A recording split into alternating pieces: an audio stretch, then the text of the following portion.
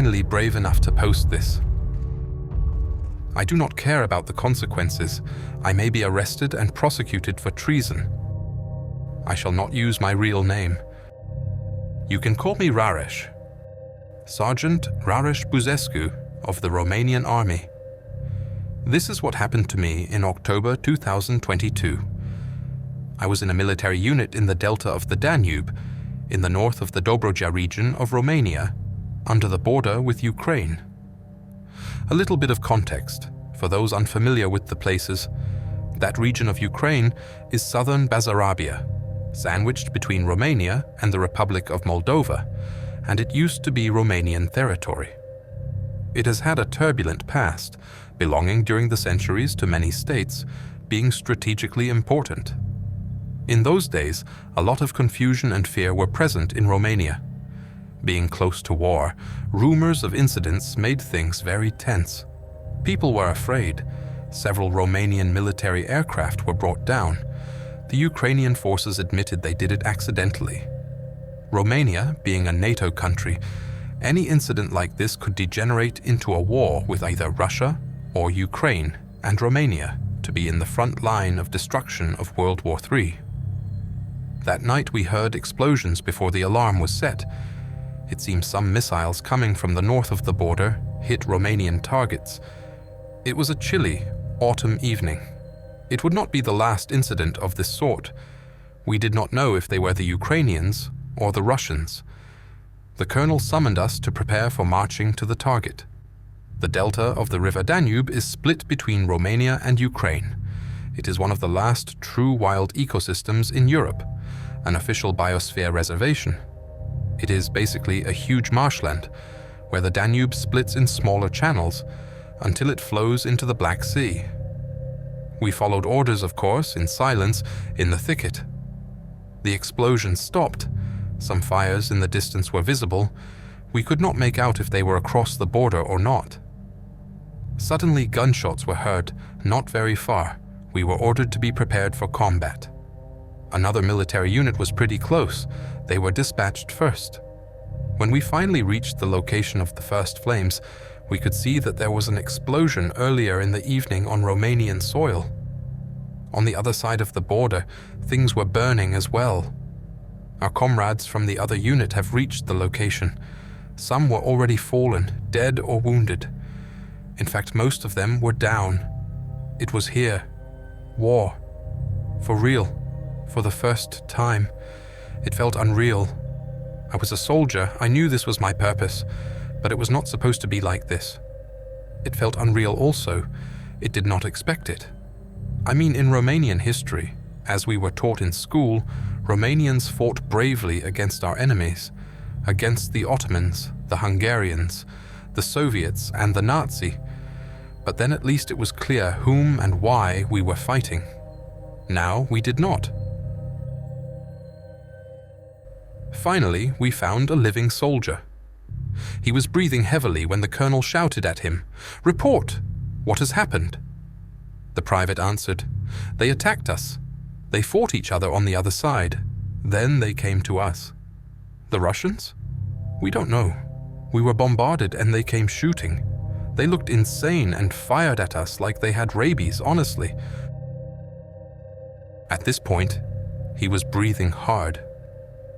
The colonel left him, looked around in the silence, and ordered us to cross the bridge into Ukrainian territory. We obeyed.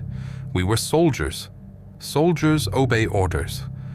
But we knew what this meant. A part of me wanted to just flee. No, I was not afraid of death or physical injury. I was afraid of being part of this, and suffering and dying sensely and shamefully. I would have preferred to have been dead, by some previous disease or something to have killed me before getting into this. I even hoped a loose bullet would take down now, before being engaged in the fight. I was not old. I was in my late 20s, but I wanted to die with a clean conscience then to get on with this. I thought of running and being put to trial like a deserter. Perhaps I would have been executed. The thoughts rose up, one after the other in my mind. We crossed the bridge, and the colonel brought us, as the last remains of daylight disappeared in thicket. I didn't even know if the colonel knew what he wanted. It doesn't matter anyway. Trees formed like a small forest on the other side of the border, almost complete darkness and chill. A shadow creeped upon my heart. It was something else, something different from what I felt before. A fear not just of death, a fear not just of dishonor. It was something else that engulfed all my previous fears, worked alongside them and made them stronger. Then it started. They ran and fired. I could not make out if they shouted in Russian or Ukrainian, or both. I do not understand either. And the uniforms were not clear. They fired at us, each other, in every direction. Colonel ordered to engage in fire. We complied. I fired at any non-Romanian soldier I could see holding the gun towards us. Some seemed to have been Ukrainian, some Russian. I did not care. It did not matter. Some of them were hit. Some of us were hit. I became numb. I desperately knew I had not just to protect myself, but my comrades. At least this was something I could do, something to hold on to, and not just pointing the gun at me and finishing me off. It seems I already killed several people, the first time in my life. Were they allies? Were they foes? I did not know. Something was tearing inside my soul, a part of me. Yes, I have made a great mistake joining the military. I was not made for this, at least not in this situation. I think I could have been a war hero, but in World War II, not in World War III. This was my thought as the Russians and/or Ukrainians mingled with us.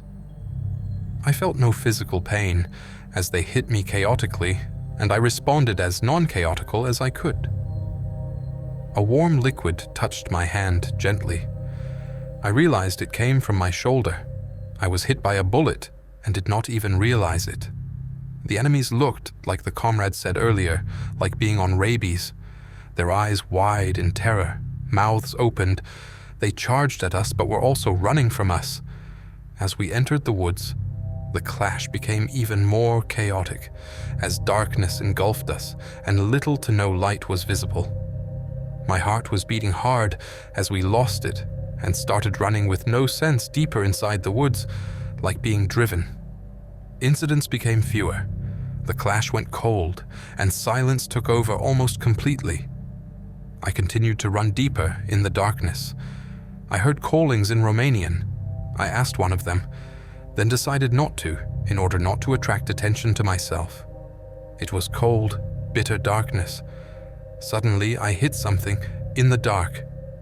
Something that blacked my way, like some kind of net, that held me fiercely. No, I was not tangled, more like glued to it. I tried to force my way out of it, but the more I forced it, the less I was able to release myself. My mind felt almost completely helpless of handling this new thing, and it started to shut down. Yet, like a faint whisper, a thought came to my mind. Take the knife, combat knife, from your boot while you still can, and cut it out. Fast. I obeyed the thought and managed to get the knife. Fortunately, my right arm was almost completely free of the thing, and I was able to grab it and started cutting. It was hard to achieve this at first, but I think it was good that it was hard. If it came too easy, my mind would not have calmed down, would have not settled down, and I would have restarted running blindly. I was desperate at first, seeing that it was so hard to cut, especially since I clearly felt I needed to get out as fast as I could. As I struggled with the process, I started to become aware of my situation and surroundings, and even if I knew I had every reason to finish it as soon as possible, I was able to evaluate my situation and what was around me more calmly. Few people were around at this point, few gunshots, some screams from time to time. The darkness felt unreal and intoxicating. I tried to get rid of this thought, as was starting to get hold of myself, but I could not escape it. And something like whispered in my thoughts, something very bad will happen to me soon, if I do not get out soon from there. Indeed, as I was getting close to cutting it completely, I heard a rumble in the trees behind this net, from up towards me. For the last 2 seconds before breaking free, I even caught a glimpse of something moving, but I escaped and went backwards. This time, I was determined not to lose myself so easily, and although I was far from being safe, I walked slowly and eventually decided to stop and evaluate. The almost complete darkness felt unnatural, like some sort of black mist that, once entering the lungs, made my mind like being into some sort of drug. I thought this could be chemical weapons or something. I stood on the spot and opened a flashlight from my haversack. I was able to bring the light only for a few meters in front of me, like the light got lost into that mist. I was able to see the trees around, no person in sight. I went towards what seemed to me like the way out, slowly looking around. Some small sounds were heard in the trees. Suddenly in front of me, in the upper branches of the tree, I saw something white, standing there. It was shaped like a human, but engulfed like some sort of a whitish or grayish shroud, with legs tied together, like an Egyptian mummy. It twitched a little, and then I realized that the same matter the shroud was made from is the same as the leftovers of the net on my hands and uniform. The shape in the tree moved, and I realized pretty fast it was not moving on its own. Something moved the shape from behind, and I could see a dark thing, almost the size of the human shape, covering it, and some dark, articulated arms taking over the white shape. I could not bring myself to move and stop watching. The dark creature stabbed the white shape in the chest area and started some sort of sucking from it voraciously. Dark fluid came out to the ground, and a striking, disgusting smell of blood mixed with something I did not know what it was. It was a spider eating its still living prey. I turned my flashlight around me, around the trees, and noticed that this tree was not the only one with victims wrapped in cocoons. My blood ran cold when I realized that above me, in the canopy, the spiders were moving. How many of them there were, I do not know. I started to run towards what seemed to me like the exit of the woods. No living person was in sight, although I could see corpses all over the place. From time to time, some cocoon swung in the wind or had fallen to the ground. I stumbled into one, almost falling. I could feel that almost nothing but bones were left, engulfed into some goo that stuck to my boot, like a glue, sticking the tip of my foot with the cocoon, and I had used the second boot to let go, while I could hear clearly something above me coming down, pretty close. I managed not to lose myself and escape just before an unbearable stench almost touched me. Less than a minute later, in front of me, on the trail, a thick web with something really big moving on the other side. An insidious sensation of deep danger came over me as I watched the thing from behind. I went backwards, looking behind and around me for a way out, on another track, where I could see no web or creature. But this was a really bad idea, as I stumbled more into the woods, especially since I was unfamiliar with the place. I stopped in my tracks for a while, trying to figure out what to do. I listened around me. Faint noises around me, scratches not very far, but not too close either. No living soldiers, only dead or dying from time to time. Where was everybody? Had someone escaped? There was no way of knowing.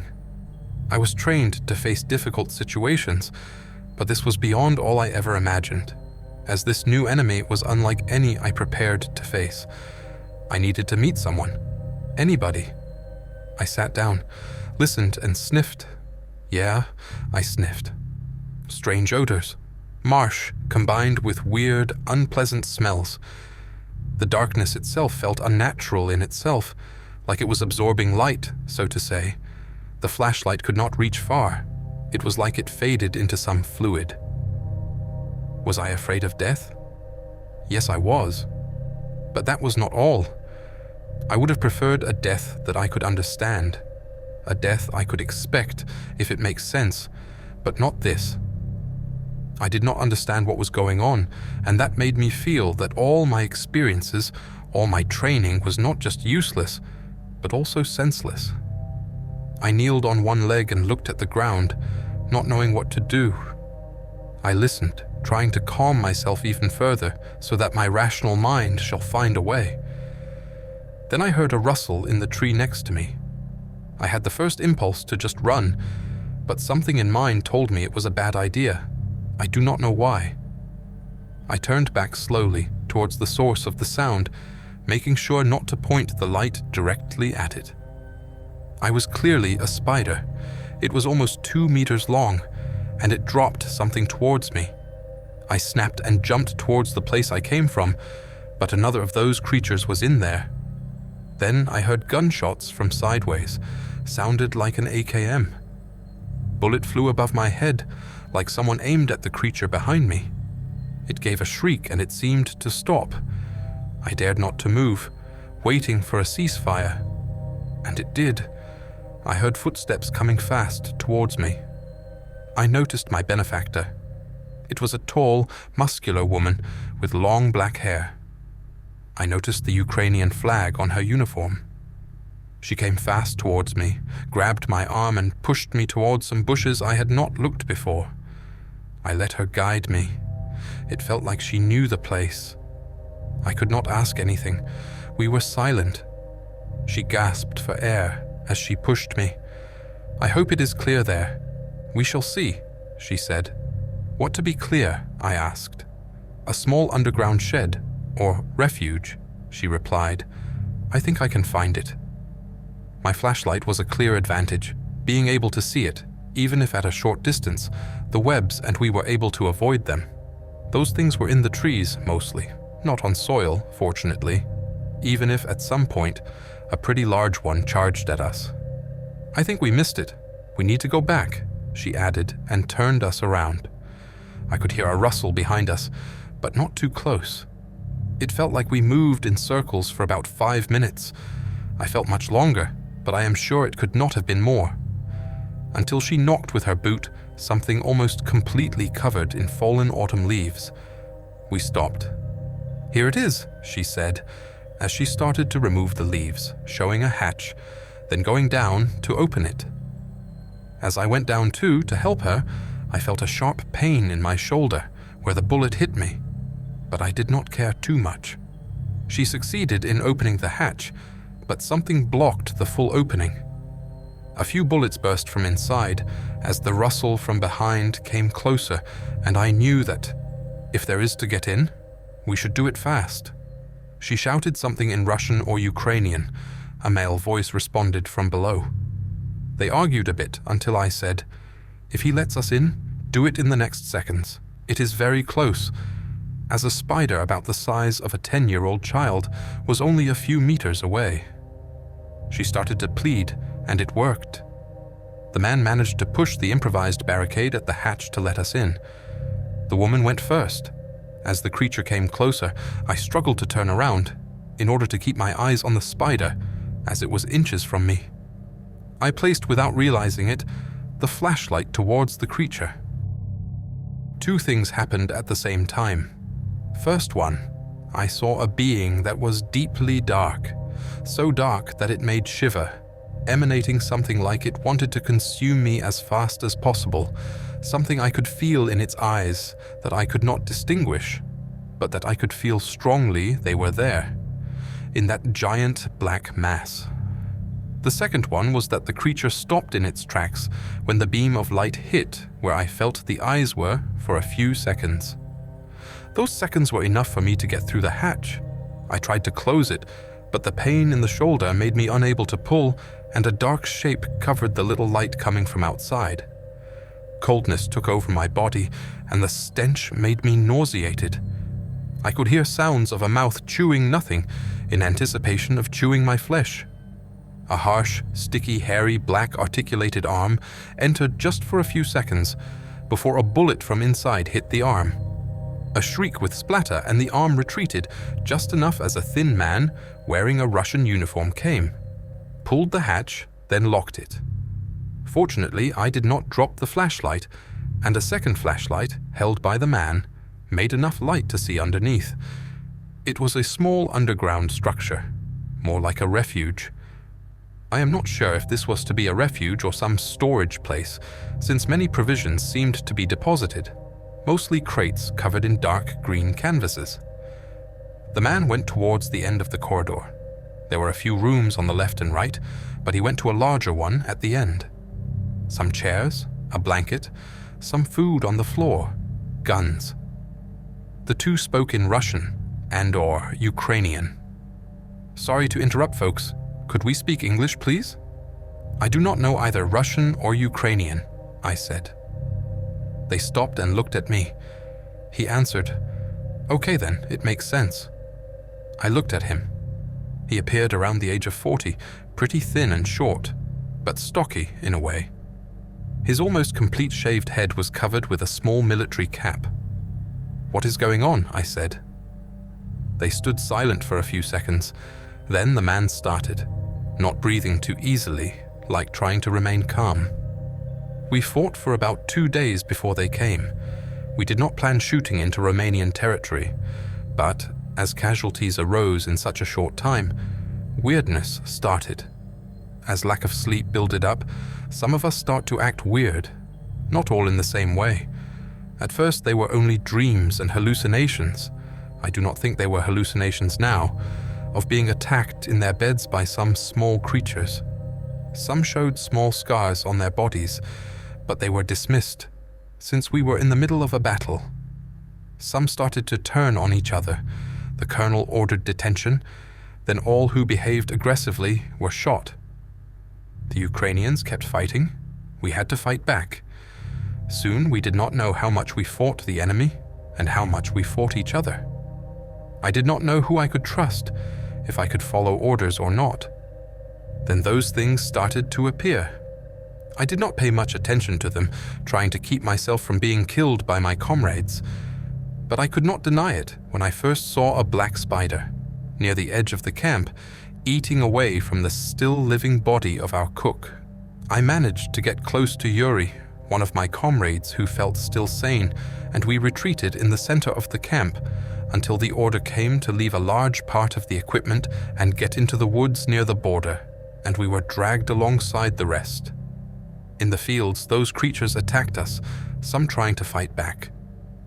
But even from those who we still able to understand, this is a new, non-human enemy we had to deal against, seemed too confused and unable to fight back properly. I heard we were about to clash with the Ukrainian foe, that the Romanians seemed to have crossed the border. As a response of the provocation, when me and Yuri managed to run away and get into the woods on our own. But the spiders were there, more of them and larger. Yuri was caught by a very large one, just before I stumbled across the hatch.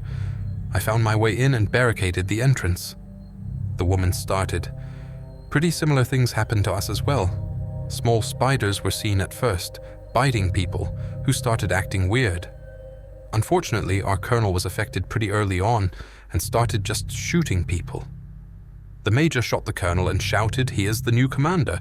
Some protested, and someone I could not identify shot the major. The floodgates were open, and my comrades started turning on each other.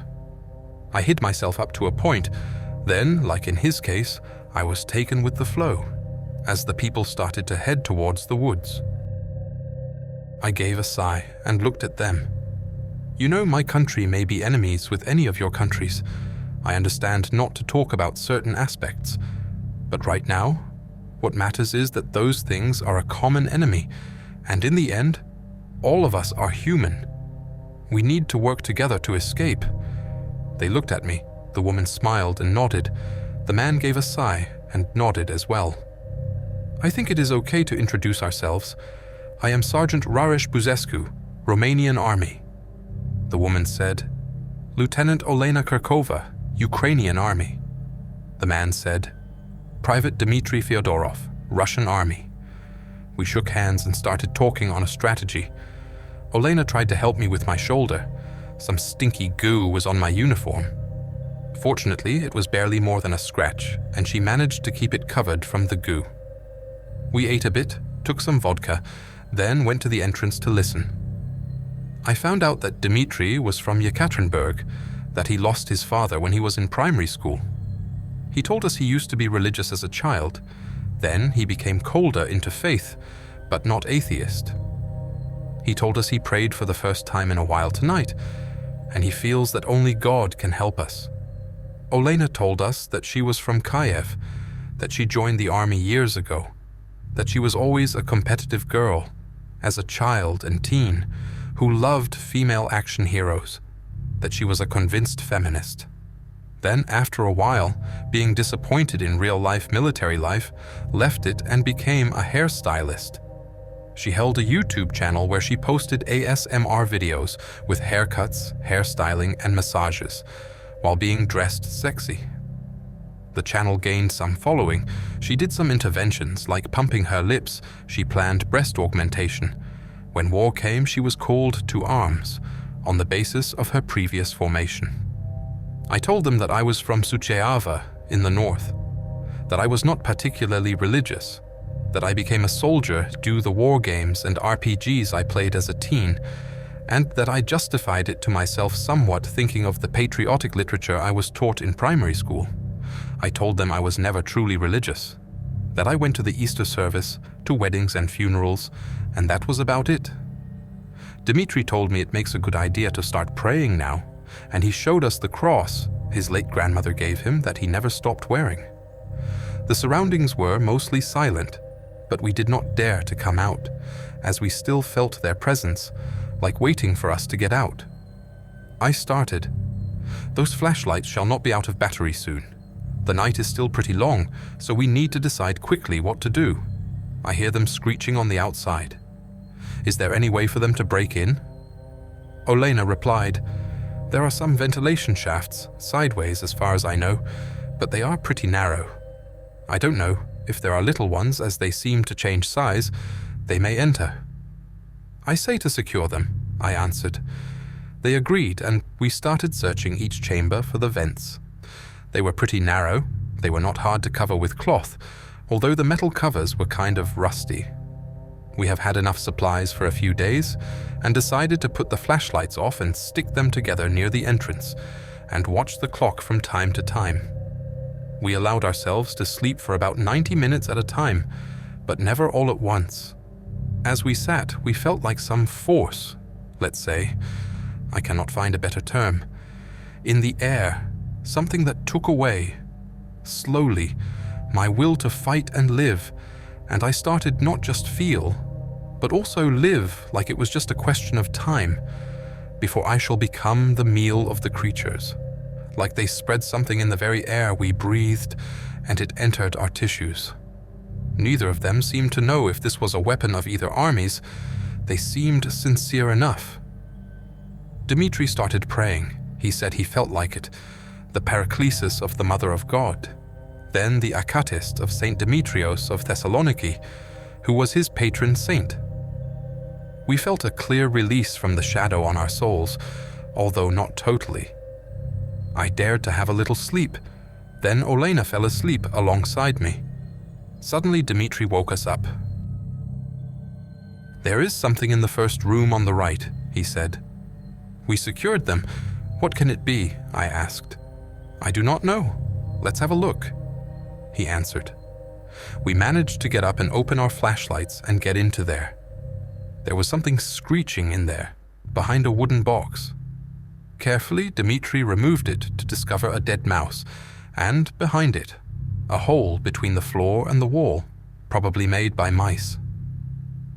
Olena gave a sigh of relief, probably thinking it was a mouse.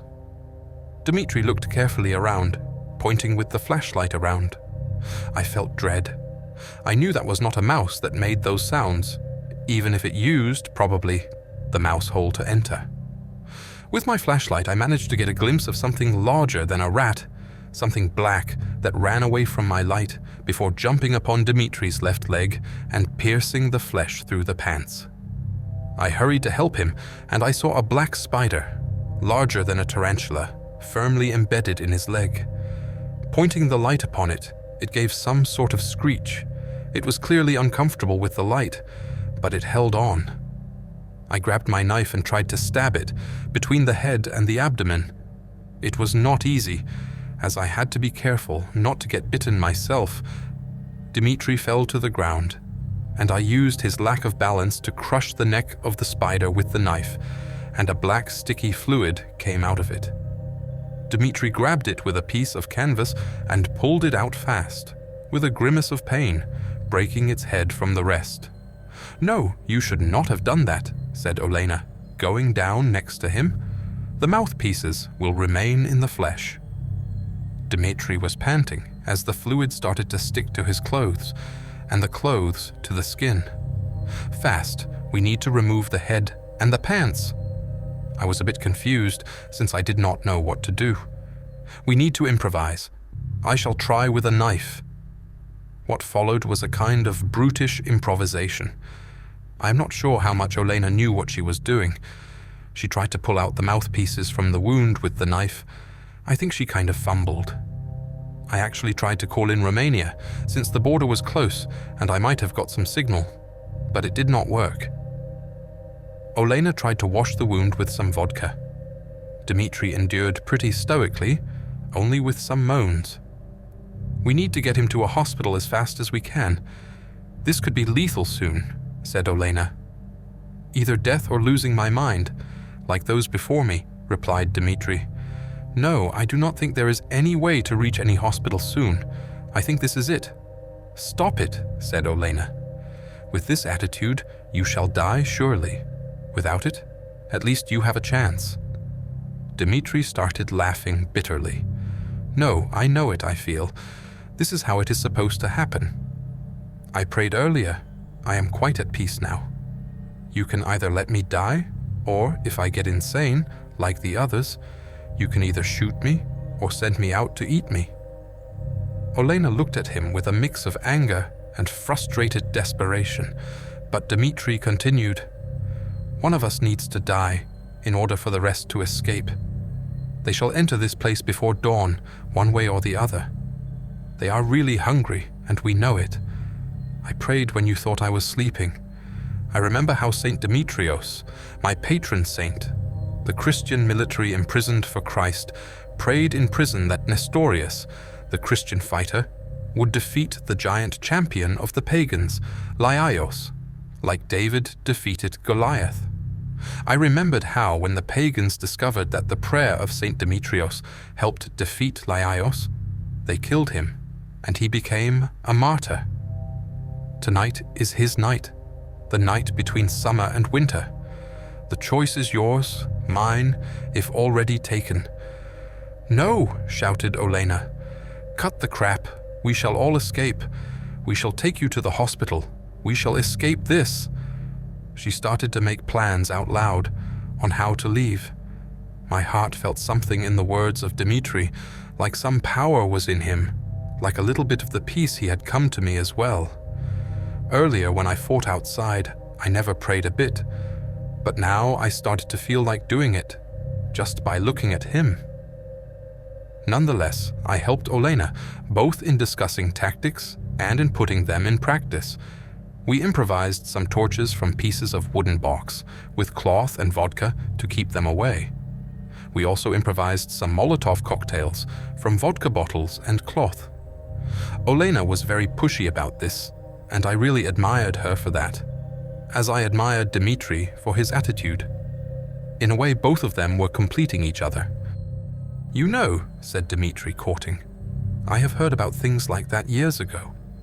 It is not the first time this has happened. They came where people fight and kill each other. It makes them stronger. They are greedy in suffering and death. They are terribly powerful, but they are not by far undefeatable. I never heard anyone escaping something like what we go through now, but I trust the Lord that you have a chance. And in case you didn't escape, be ready to die. Ask for the Lord to forgive you for all your transgressions. Say your sins to each other. It is not like confessing them to a priest, but it matters. I shall start myself. Whatever I tell you now, tell a priest you trust. This is my final confession." And he started telling us his sins as we prepared. We could not stop him What he told us then I shall not disclose, but I told to a priest after I escaped. Olena refused to confess in front of us, and that made me reluctant to do it either. Dmitri gave a sigh as all was ready. Forgive each other, love each other. Please forgive me for everything. Pray as much as you can. Lord Jesus Christ, Son of God, have mercy on me, a sinner. Be prepared for both life and death. Death will seem certain, but it is not. By this time, he was already courting bad. His face became bluish-gray. He could not walk on his own. I took him and helped walk on the stairs. Olena held both a torch and a gun.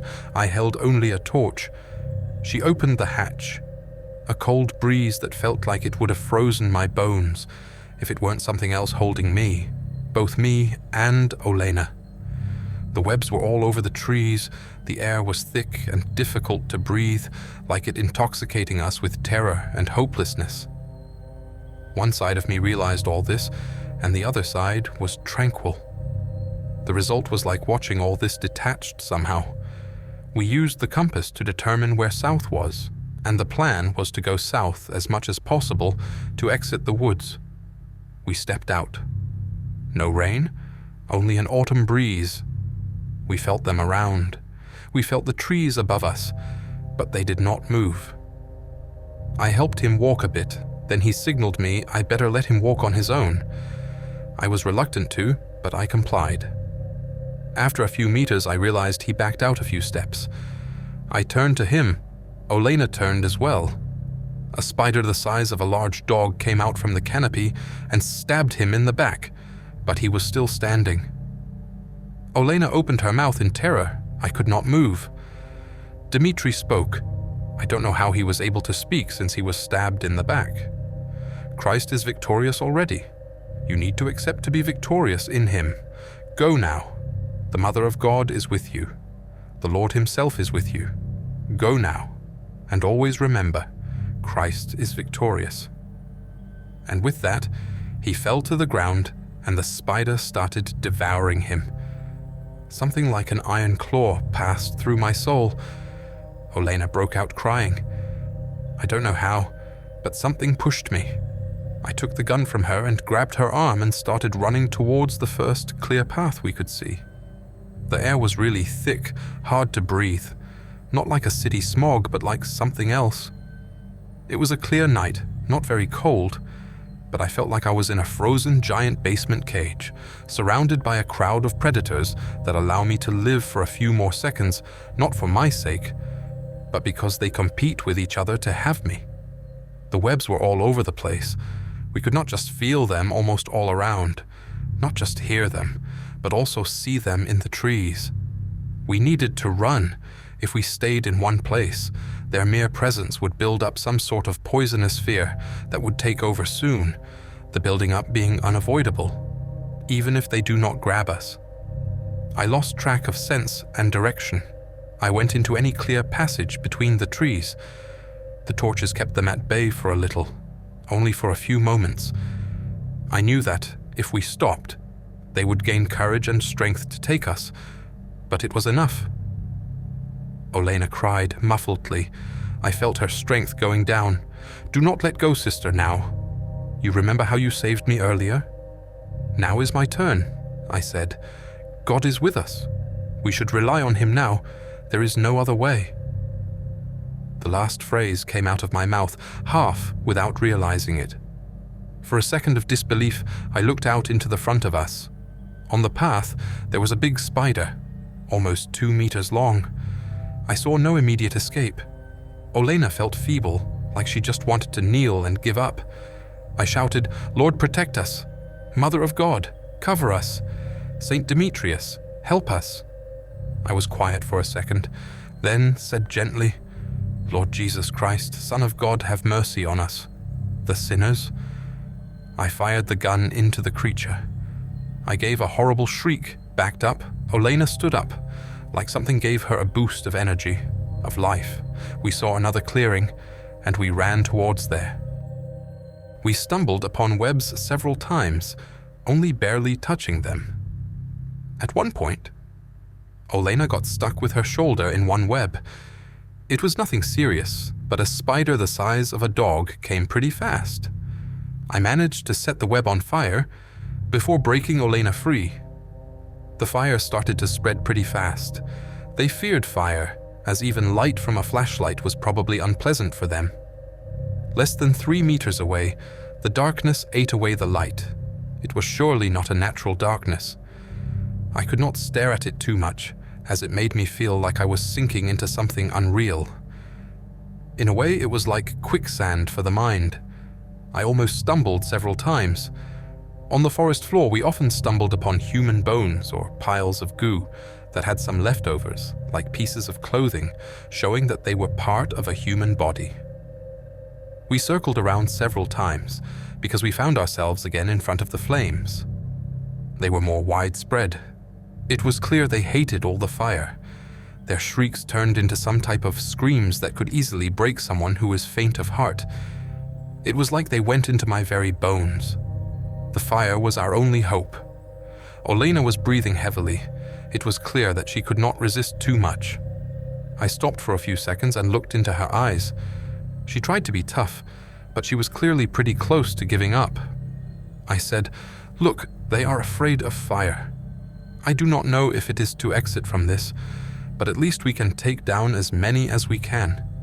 We have several Molotov cocktails. I shall hang the gun on my shoulder and ask your help in getting them out of my haversack and light them up to throw them into more places in the woods to get as many of them down as possible. Do you think you can do it?" Olena looked faint at me. I crossed myself, then I crossed her. Indeed, as Dimitri said, the Jesus prayer helps. At my signal, light them up and throw them. Please, at least try. Olena smiled and tried to settle herself in the new arrangement, and we left just as a pretty big spider got close to us. We moved into an area that was far from the fire. I asked Olena to light up one of the bottles. It was really hard to do it while we walked, but she managed to. We soon had the chance, since there was a big one in a tree wanting to jump at us. I took the bottle and sent it into the spider.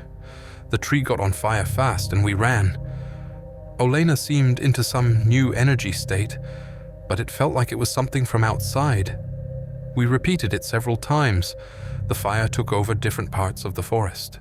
The fear in my mind not just got stronger, but it started to blow like a wind. It felt huge anger from the creatures that turned into hatred. We prayed the Jesus prayer almost ceaselessly, just to keep us standing.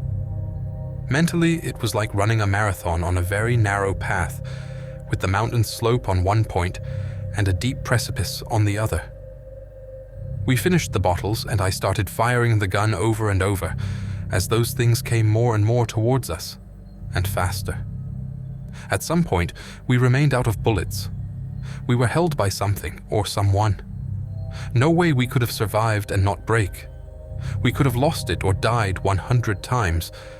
At some point, Olena stumbled and fell to the ground.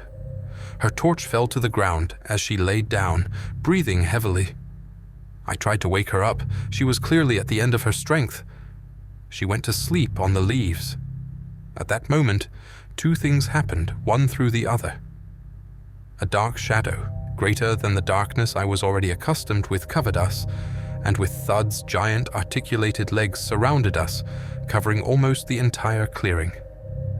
It was good that Olena fell to sleep then, and she did not face the giant beast above us. I did not dare to look at it, as drops of unholy toxic saliva fell upon us. I heard the chattering of a giant mouth ready to chew us at once in such haste that it would not take its time to cover us into a cocoon and suck us. Even the invisible dark eyes felt like wanting to devour us, to suck us in a second, before the mouth reached us. I do not know how the stench did not make me pass out at once, and the second thing was that, for a moment, I looked at one side of the clearing, and I could see the field and the clear night sky. Mother of God, help us! Lord, have mercy on us! Perhaps my heart would have just stopped before the mouth ever touched me, when I heard a voice, perhaps in my mind, I do not know, the voice of Dimitri, who said, "Get up and place the torch into its mouth. Then take the small knife from your boot and push it inside the enemy now." Perhaps my heart stopped beating. I do not know. I was already almost gone. But a terrible, yet amazing force took me up and made me push the torch inside my mouth. That force felt like a shield that protected us from death or from having our minds blown by the scream, so that I was able to get the knife out of the boot and stab the being close to the mouth. The torch fell to the ground. The creature stood up in pain, and that invisible force made me, or helped me, take Olena in my arms, rise and start running inside the tornado I was in. I do not know how I found myself out in the fields, running with Olena in my arms, sleeping. Unearthly screams were heard behind us, from the woods, and I heard the creature coming towards us at an immense speed. I was like skydiving at a huge speed. I heard one last huge scream and a blast. I stopped and looked back. The being exploded out in the fields as the forest was on fire. I grabbed Olena and continued running. As we moved away from danger, my strength diminished. I let her down in the grass and tried to wake her up. She opened her eyes and gave a sigh. "It is over," I said. "The Lord saved us. He worked through Dimitri. Praise be the Lord." She started crying.